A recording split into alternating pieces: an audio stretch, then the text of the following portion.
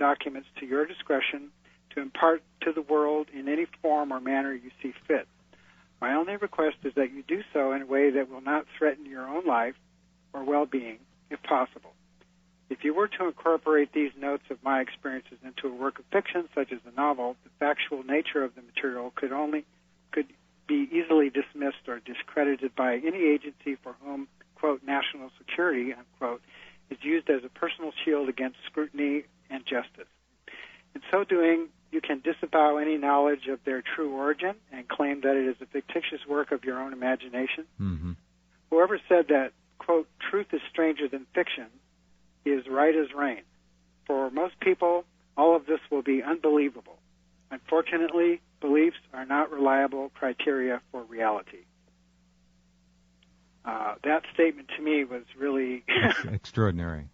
Yeah, I mean, so right. Anyway, everyone can read the whole letter themselves. I have posted a small excerpt of the letter that begins to describe the incident itself on the website, which I believe you were going to read, Jeff. Okay, let me go ahead and read that. She goes on to say, as you know, in July 1947, the Roswell Army Airfield issued a press release stating that personnel from the field's 509th Bomb Group had recovered a crashed flying disc from a ranch near Roswell, New Mexico, sparking intense media interest. When the news that there had been a crash was received at the base, I was asked to accompany Mr. Cavett, the counterintelligence officer, to the crash site as the driver of his vehicle, and to render emergency medical assistance to any survivors if necessary.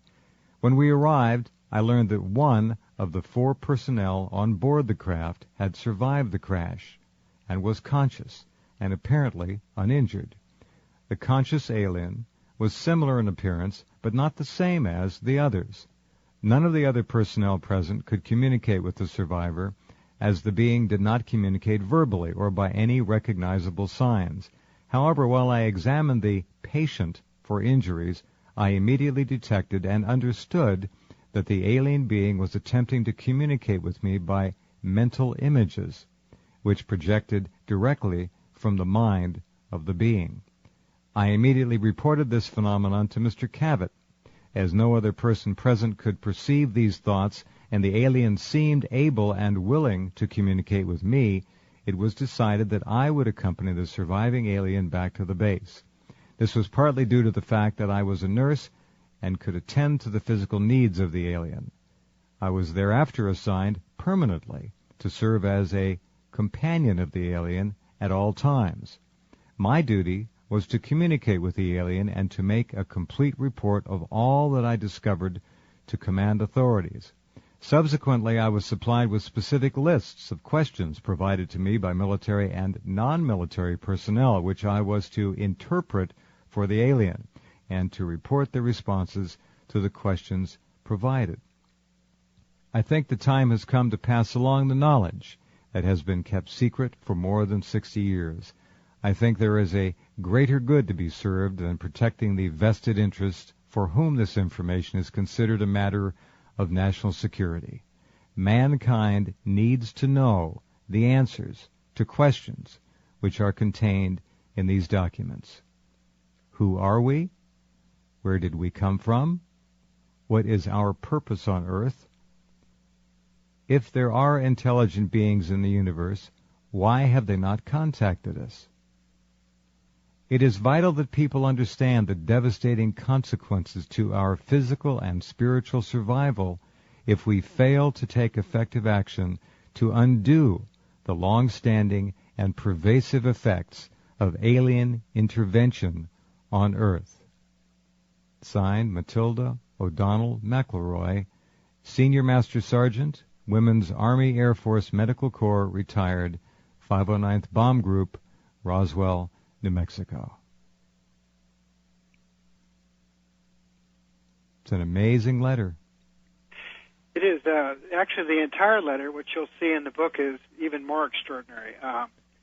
And when I first read the material and began going through all of the separate notes and piecing it all together, the more I got into it, the more fascinated I became, obviously, because the content of the transcripts themselves as well as her personal observations about her interactive communication with the alien, becomes, I mean, I don't even have words to describe how extraordinary it is. But for me personally, it has made a complete, utter paradigm shift in my worldview and universe view, so to speak, and answers questions that I didn't even consider ever even asking. I mean, I felt like me personally had never really even begun to ask the right questions, much less look in the right places for answers. So that's quite a statement in and of itself. I'm fascinated to know what other people who are much better educated in these matters than I think about it, and at the very least, everyone should study it and draw their own conclusions. And I think everyone will have some to gain from it, from the point of view of at least having some alternative explanation for things that I think everyone has questioned all of the decades down through which the UFO phenomena has been observed and discussed and so forth. Lawrence, does the material contained in the book provided to you by Matilda O'Donnell McElroy answer substantially all the key questions which have vexed, confused, and infuriated in many cases, and enchanted generations of Americans since Roswell and before? Does it effectively answer most of those key, crucial questions in the book? Well, I think that's an excellent question. And my only response to that, Jeff, would be to say it's not my place or my crusade to offer my personal opinion as to whether or not it answers those questions. I think really and truly that every single person who's interested would need to read the material and decide for themselves whether or not the material answers any or all or some or part of any of the questions they've ever asked. For me personally, just as one opinion among billions, it answers, as I said, more questions than I ever asked.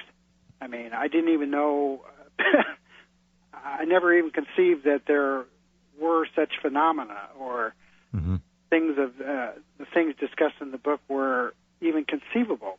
It's funny, I had a friend of mine who recently read the book, and he thought, he called me up and said, "Oh, Lawrence, this is a great work of, this is a great science fiction book, and you did a brilliant job of writing this." And I said, well, that's a great compliment, because I could not possibly conceive of half of the material in this book. I'm afraid that my creative imagination is far, far more limited than this, and I could never dream this stuff with my wildest imaginings, and that's literally true. I mean, I'm just not that good a writer. If I were that good a writer, I would be making a lot of money writing scripts for movies or something. It's beyond me. So anyway, everybody has to read it and interpret the material for themselves. Well, in point of fact, it down right now sounds like a script for a film on its own. I suppose it could be, sure. If somebody, I'm sure lots of talented scriptwriters could create lots of a whole series of science fiction movies or television series, whatever. All right, this is going to be a book that is going to create an immense amount of interest. I'm going to literally buy mine as soon as we end the program. You can order it direct from Lulu Books, Lulu. Just go to the page, alieninterview.org, and I guess you click right there on Lulu. And one of the reasons I chose Lulu is because you can download a PDF version of the book. It's only $5. I think anybody can afford that. The printed copy is $18.50, which I guess is reasonably priced. But it's very, very accessible. Well, I'm going to get a printed copy right away. What I'd like to do, Lawrence, is invite you back here in maybe 3 months, 4 months, something like that, and see how this is played out. I'd be curious to see how you're treated. Me too. I'd be absolutely fascinated to see what people have to say about it. All right. Thank you very much for choosing to spend time on this program tonight. Thank you. My pleasure, Jeff. Okay, good night. Lawrence R. Spencer. I can't wait to get a hold of this book. As most of you know, I don't have very much time to read, but this is going to be a big one. All right, that's our program tonight. Thanks for being here. We'll be back in 21 hours.